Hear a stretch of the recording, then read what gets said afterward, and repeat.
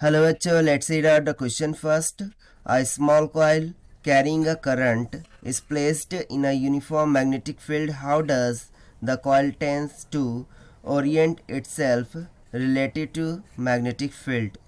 So यहाँ पे basically क्या बोल रहा है कि स्मॉल कॉइल है वो कैरी करती है करंट को और उसे प्लेस कर दिया जाता है यूनिफॉर्म मैग्नेटिक फील्ड में।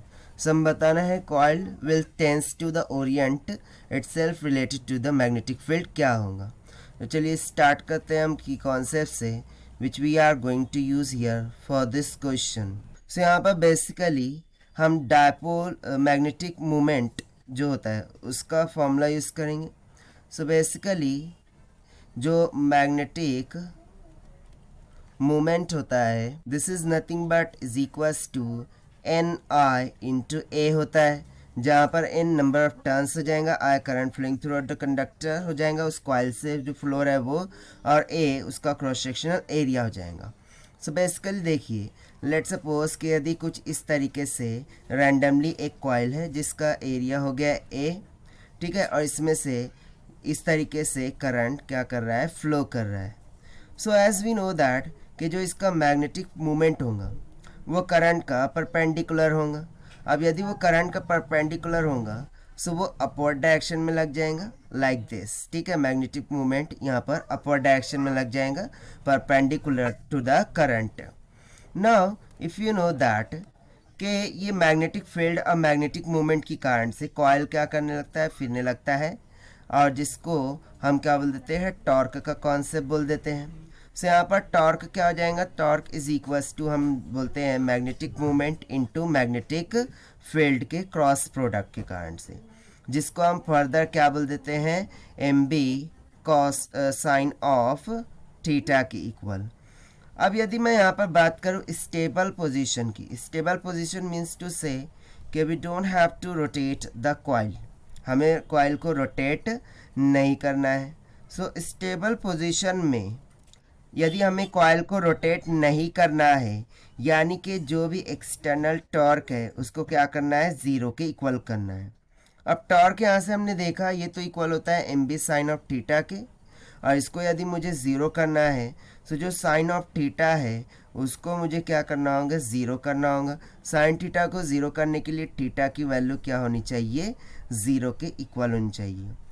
सो थीटा यदि ज़ीरो हो जाएगा सो साइन थीटा ज़ीरो हो जाएगा, एक्सटर्नल टॉर्क ज़ीरो हो जाएगा, और हमें सिंपली स्टेबल पोजीशन देखने को मिल जाएंगी। अब यहीं पर यदि मैं सेकंड कंडीशन की बात कर लूँ जिसमें थीटा की वैल्यू होगी 180 डिग्री के बराबर। सो 180 डिग्री में जब थीटा होगा सो उस टाइम पर ये जो पोटेंशियल एनर्जी है बेसिकली वो क्या कर जाएंगी, इंक्रीज़ कर जाएंगी। क्यों, क्योंकि ये हो जाएगा minus of M dot B के बराबर, यानी कि इस टाइम पर पोटेंशियल एनर्जी क्या हो जाएंगी, इंक्रीज़ कर जाएंगी, जो कि पॉसिबल केस नहीं हो पाएगा। सो इसीलिए यहाँ पर जो पॉसिबल केस हो जाएगा वो कौन सा केस हो जाएगा, theta is equals to zero, जहाँ पर एक्सटर्नल टॉर्क क्या हो जाएगा, ज़ीरो हो जाएगा।